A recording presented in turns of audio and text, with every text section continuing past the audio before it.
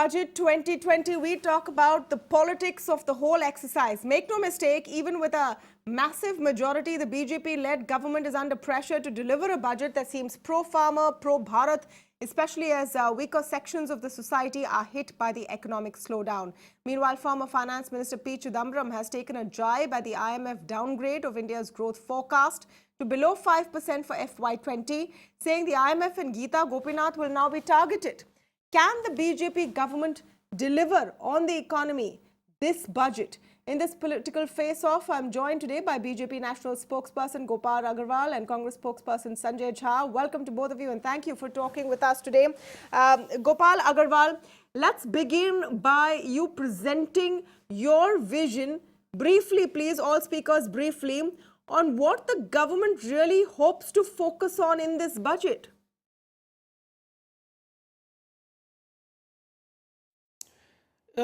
Tamanna, the important thing in the budget is that consumer demand has to be pulled up. That's the one important thing that everybody agrees.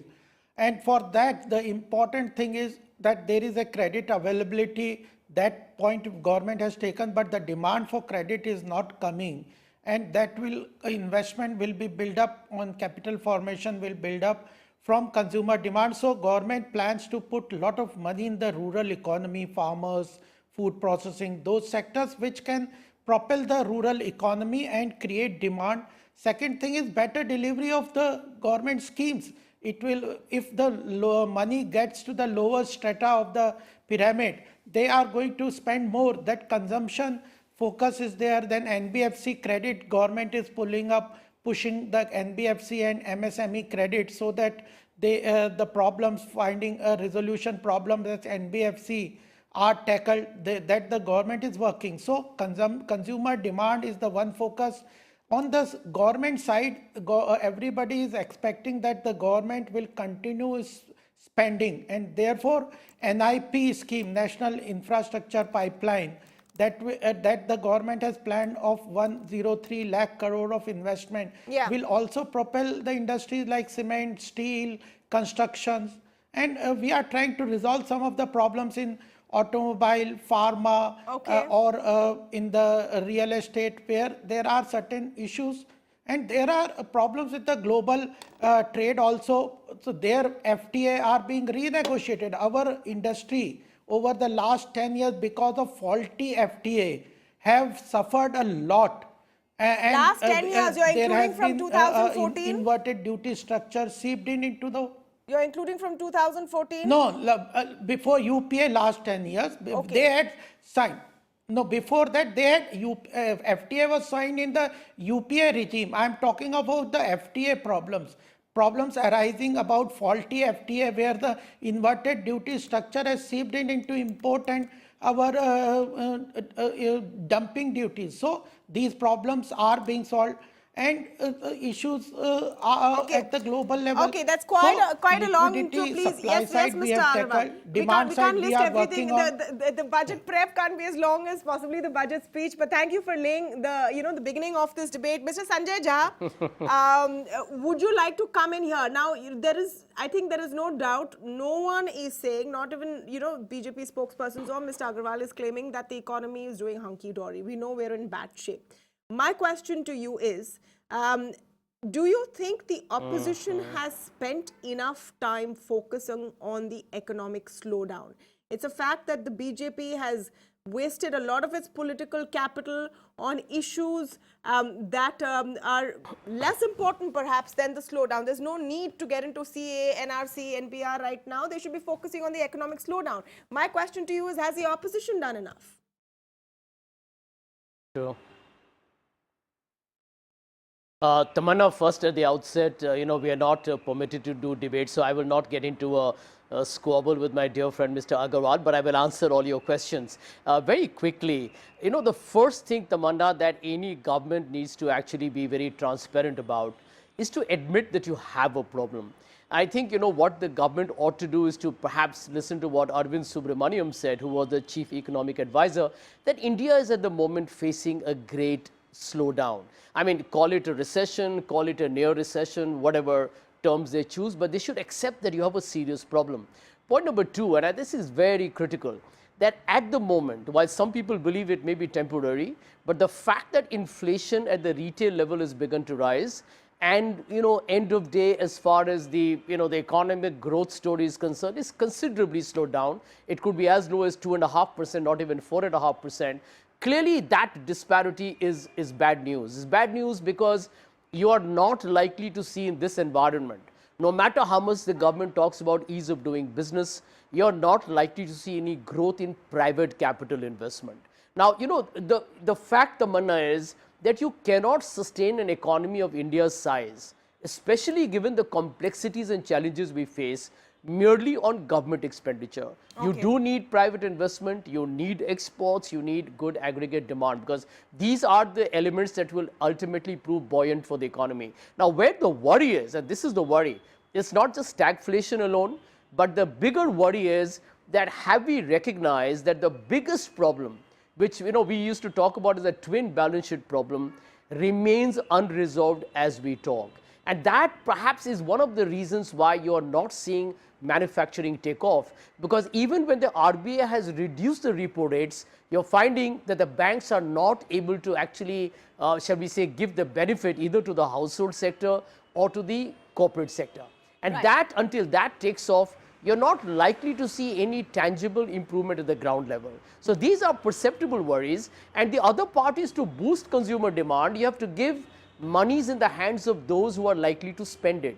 I think the government probably, kind of jumped the gun in giving those corporate tax cut rates, because that 1,50,000 crores is a substantial savings for the corporate sector. But where are they going to invest when they still are operating at 75% of capacity utilization? Okay, couple of interesting points there. Let me get a response. Sanjay Jha says he doesn't want to face off with Gopal Agarwal. So we're going to have historically the most calm political debate in television history, which is great. We'll hear all sides of the story. 2 points, Gopal Agarwal. One is corporate tax cuts. In hindsight, were they required? I also want to ask you about a tweet of yours that I saw.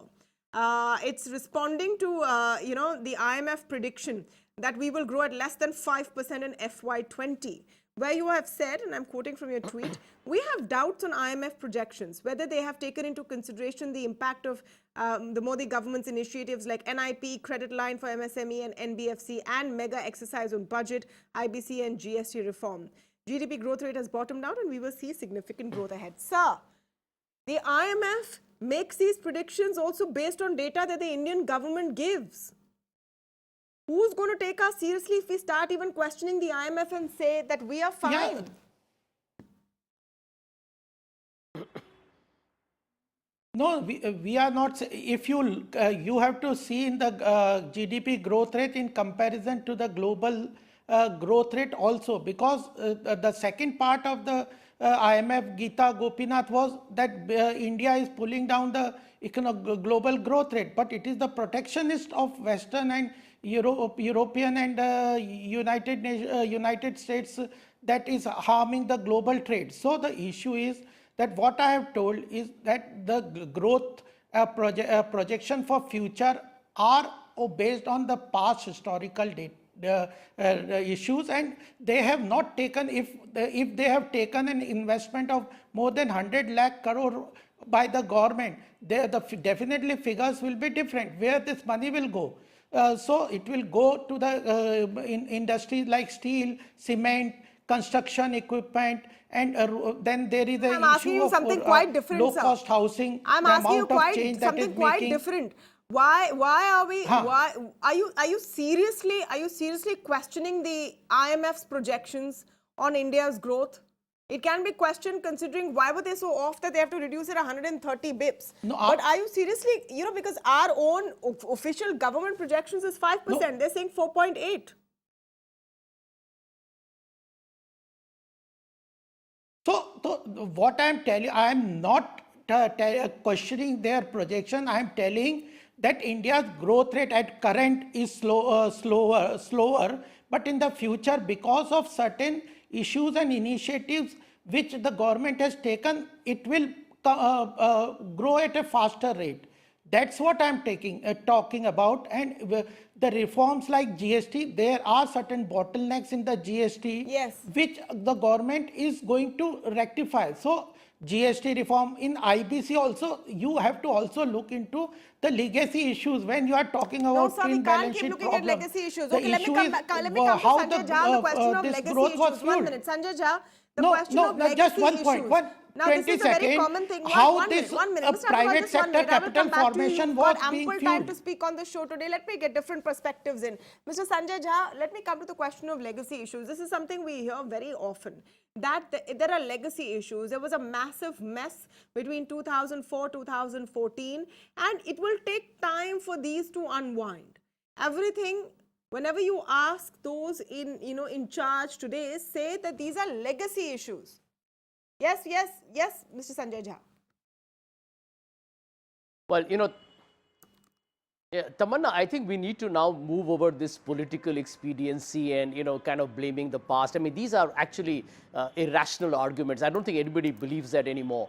The fact of the matter is that if you look at the numbers, yes, there was a lot of investment made in infrastructure projects and the PPPs, and, a lot of them did not really take off.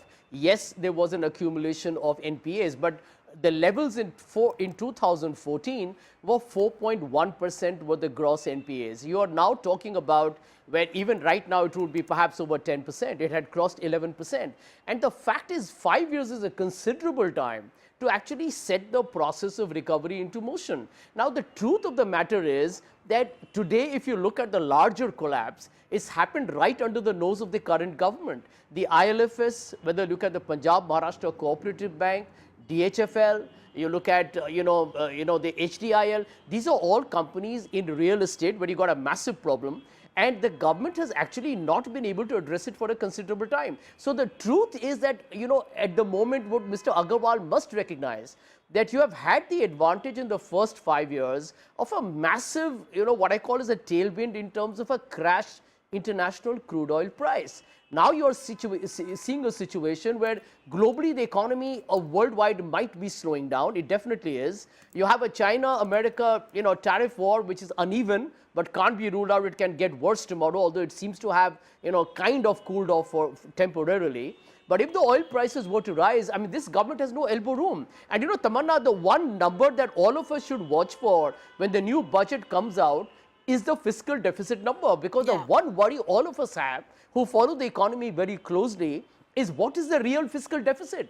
I mean, end of day, the combined fiscal deficit of the states and the center is over 8%. And even then, we don't know how much of it is done through off the balance sheet financing, which is why I think the concerns are extremely high as to where does this government see the economy really stabilizing, because the stimulus has not worked and monetary policy has become ham-handed. So where is the government's panacea coming from? We have no clue at all. You want to answer that question, Mr. Agarwal? It's a crucial question, and frankly, this is a miserable combination of elements. Now, we can argue that was this self-inflicted with demonetization, GST, were these, legacy issues winding down? I don't think there's any point, after a certain level to try and decipher what exactly happened. Right now, we are in a bind. The entire country is in a bind. Do you see a clear path?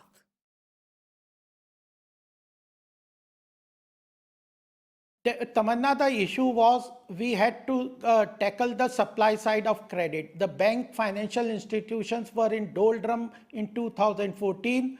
Whoever is to blame, you decide. But ultimately, between 2006 to 12, the outstanding loan increased from 18 lakh crore to 52 lakh crores, and whatever NPA has been shown now, it is identification of that only NPAs and resolution. We have been able to recover 4 lakh crores through the IBC process. IBC is considered to be a landmark reform across the globe. So we have resolved. I'm not talking about the legacy, but we are resolving the supply side of the credit, and banking institution now are at a healthy level. They are ready to give loan, whether it is due to capitalization, recovery process. Without financial sector cannot work in any country without recourse to recovery. Who brought this IBC? It is our government. And the GST was a reform, but there are issues with regard to tax buoyancy and the GST network. I agree. Those GST network issues, technological glitches, or return time with the corporate or business cycles want the 3 months and working capital issues that the government is resolving. On the NBFC, there is a problem with regard to resolution, and we are in the process of bringing FRDI. We are talking about that financial resolution and deposit insurance that will resolve the NBFC problem also. Real estate RERA has been implemented. Let's we are not go focusing laundry on list that. of whatever's already announced. Whatever's already announced is done. You have to identify it's not who is necessarily trying to working. resolve a problem. You cannot blame the resolution process.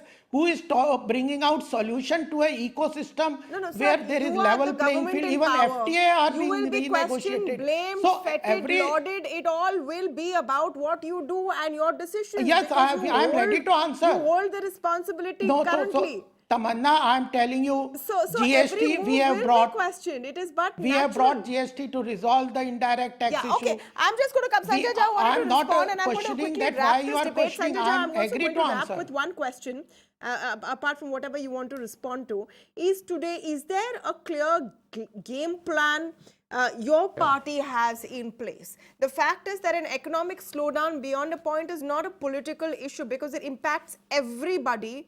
No one wants an economic slowdown. It's not going to help anyone in any way. Is there any clear blueprint or idea or game plan that the Congress party has and can contribute maybe?